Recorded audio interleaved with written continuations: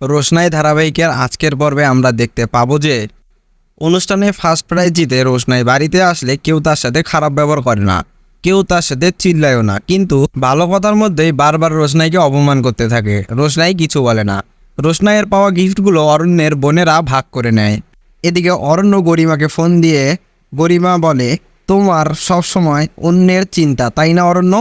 আমার কি হলো তা নিয়ে তো তোমার মাথা ব্যথা নেই। অরণ্য বলে, এসব বলছো কেন গরিমা? তুমি তো জানো আমি জাস্ট একটা মেয়েকে দাঁড় করানোর জন্য এসব করছি।